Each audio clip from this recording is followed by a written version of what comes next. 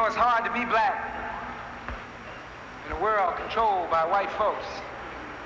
Du Bois said we always have the double consciousness. We trying to be black, and meanwhile you got a white ghost hovering over your head that says, if you don't do this, you'll get killed. If you don't do this, you won't get no money. If you don't do this, nobody will think you're beautiful. If you don't do this, nobody will think you're smart. That's the ghost. You're trying to be black, and the ghost is telling you to be a ghost.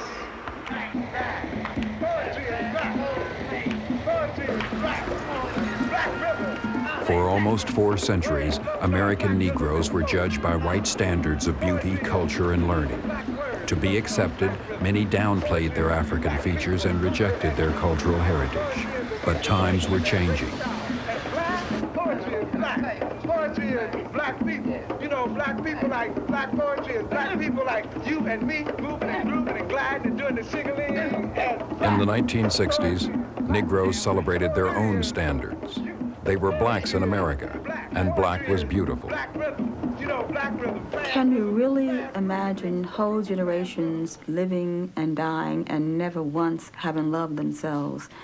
That's what we tried to change when we moved into the black arts, black culture, black consciousness movement. I said, never again will I allow anyone to live and walk on the planet Earth and not like what they are, what they be.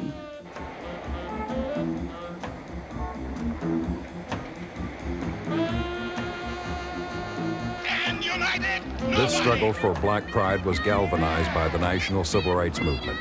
Now, black Americans began to demand respect on their own terms. Among them was Cassius Marcellus Clay. Clay had won the Olympic gold medal in 1960. 4 years later, he challenged Sonny Liston for the heavyweight championship of the world. I'm not gonna get knocked out. If he wants me, you tell it to your camera, your TV man, your radio man, and you right there in the whole world. If Sonny Liston wants me, I'll kiss his feet in the ring. I'll go out of the ring on my knees, tell him he's the greatest, and kick the next shit out of the country.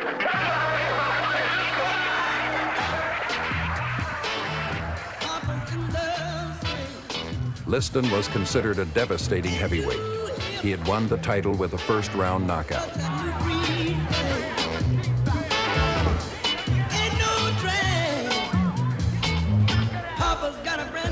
I'm for real, man. I'm for real. You just get past paddle. Come on, ring number 2.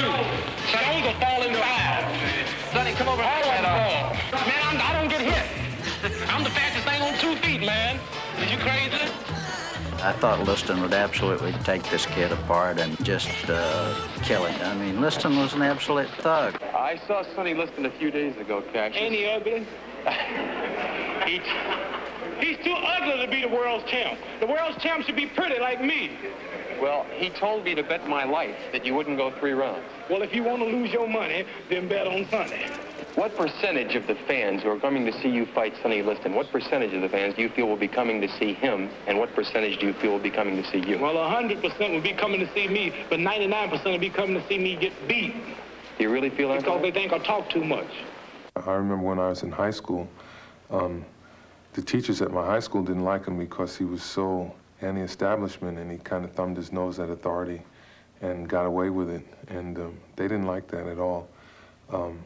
The fact that he was proud to be a black man and that he was had so much talent and could enjoy it in a way that was not seen to be, that didn't have the dignity that they assumed that it should have. I think that was something that really made certain people love him and made other people think that he was dangerous. For many, Clay's friendship with Malcolm X was especially threatening. Malcolm X was national spokesman for a black religious organization, the Nation of Islam. We teach you to obey the law. We teach you to carry yourselves in a respectable way. But at the same time, we teach you that anyone who puts his hand on you, do your best to see that he doesn't put it on anybody else. The Nation of Islam taught black pride, self-reliance, and self-defense. Many saw it as a militant, separatist group. one of the fight promoters got nervous. You ain't got a chance. Let us see. Let us see. Clay refused to deny his religion, but with millions of dollars at stake, promoters went ahead with the bout. I predict that tonight somebody will die at ringside from shock. Sonny has a big mouth below his left eye, and he's getting hit with all the punches in the book.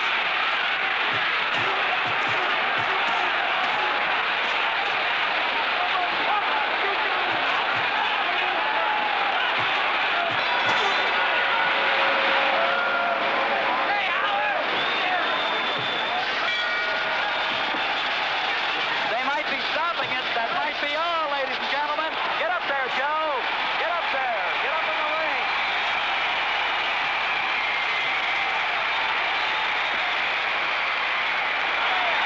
Come here, Cal. I'm the greatest thing that ever lived. And I don't have a mark on my face. Yeah. And I upset Sonny Liston, and I just turned 22 years old. I must be the greatest. I am the king of the world. Hold it. I'm pretty. Hold it. You're not that pretty. I'm a bad man.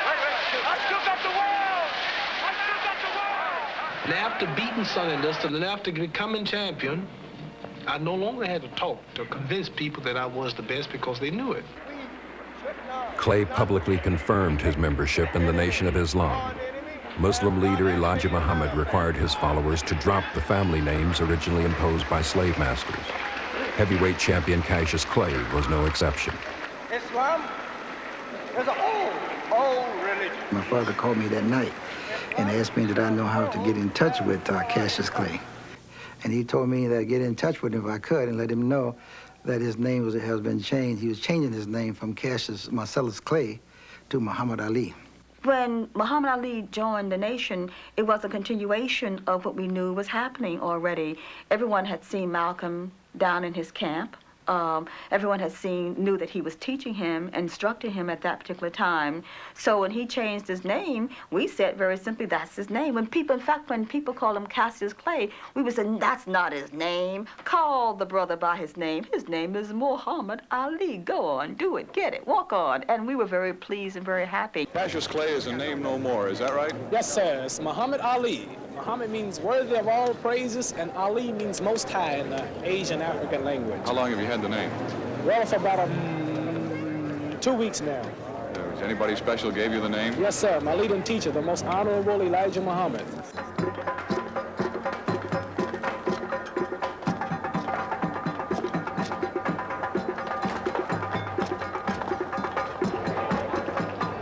In the spring of 1964, Ali traveled through Ghana, Nigeria, and Egypt.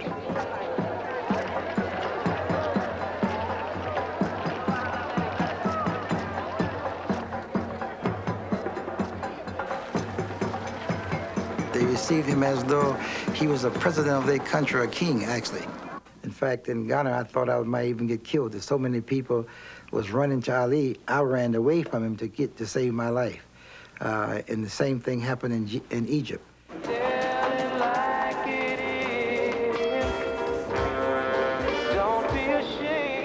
Ali returned to his boxing career in the States. In 1965, he entered a war of words with former heavyweight champion Floyd Patterson. I just expressed the way I felt about the things he believed, and he expressed the way he felt about the things I believed. I only did this because of some of the derogatory things he was saying about my beliefs. He called me a white man's champion, and I resented that. A devout Catholic, Patterson was seen as a humble and gracious fighter. For many in America, he was a more acceptable champion than the boastful Muhammad Ali, a black Muslim. So I would say I'm a better champion for America than Floyd Patterson, and I'm the real champion. I go all throughout the streets, everywhere, meeting all people. I would say I'm the real champion. Ali and Patterson took their fight to the ring in November 1965. The fight with Patterson, my kid was doing a number on it. Said, what's my name? Pop, what's my name? Pop, you know. So I felt sorry for Floyd because Muhammad did a number on him. In 12 rounds, Ali defeated Patterson and again proved his right to the title. His next major fight would take place outside the ring. By December 1965, America had committed 180,000 troops to the escalating war in Vietnam. 4 months after he defeated Patterson, America's heavyweight champion was drafted. Ali requested deferment as a minister of Islam and a conscientious objector. He added his voice to the small but growing opposition, black and white, to the war. The real enemies of my people are right here, not in Vietnam. And we who follow the most honorable Elijah Muhammad take no parts in wars. As the Holy Quran teaches us, we take parts in no wars on the side of infidels or Christians or non-believers in Islam. No wars unless it's declared by Almighty God, Allah himself, or his messengers. Ali was training for an upcoming fight in Illinois. The State Athletic Commission demanded that he apologize for remarks they considered unpatriotic. If he refused, the commission would cancel the fight. What about your unpatriotic remarks that you made? I apologize for saying things to the newspapers that I should have said to the government officials or to draft board, rather, I mean to say. I apologize for opening my mouth and saying things that should have been taken up with them and not with just newspaper writers over the telephone. Commissioners, have any questions to ask of the witness? Mr. Clay, when Muhammad Ali, sir. Mr. Clay, Muhammad Ali, sir. Mr. Muhammad Ali, either yes, one. Just Muhammad Ali. When you appeared before this the fight was canceled. Before, Ali's next 4 bouts took place outside the United States. When Ali made his statement that he was not going to be a party to an unjust war against the Viet Cong, Vietnam, the Viet Cong people, that it was a backlash from the white community. Some of them would call him all times of night, threaten to bomb up his house. They would throw rocks at his house. Some of them even drive by in cars, hollering and drunk and shooting at his place. Mr. Muhammad Ali is from Louisville, Kentucky. Did you know that? Yep. He was born in Louisville, Kentucky. Do you know what's happening in Louisville, Kentucky today? Marching for open house. They're marching for open occupancy. Now here's a black man who can't live where he wants to live in Kentucky, and the hunkies gonna send him to Vietnam to fight for freedom for Vietnam. Well, I think that he's hurting, the morale of a lot of young Negro soldiers over in Vietnam. And the tragedy to me is that Cassius has made millions of dollars off of the American public. And now he's not willing to show his appreciation to a country that is giving him, in my view, a fantastic opportunity, hurts a great number of people. Ali's request for deferment were denied. He was ordered to report to the Houston Draft Board. Refusal to serve could mean 5 years in prison. What might this do to your boxing career? No comments on the boxing career, no comments on nothing. I just face the judge, and that's all I have to face is the judge.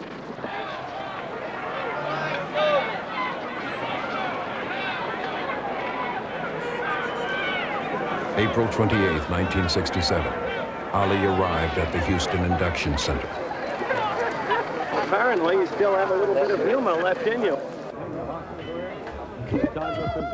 Ali was sentenced to 5 years in prison. He appealed the decision.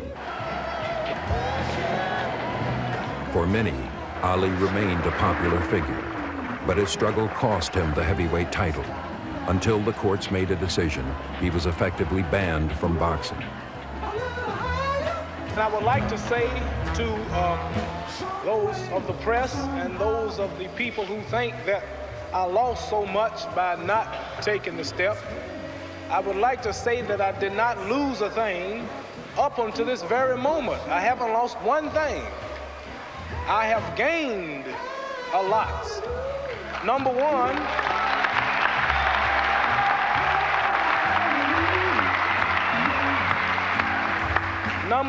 I have gained a peace of mind. I have gained peace of heart.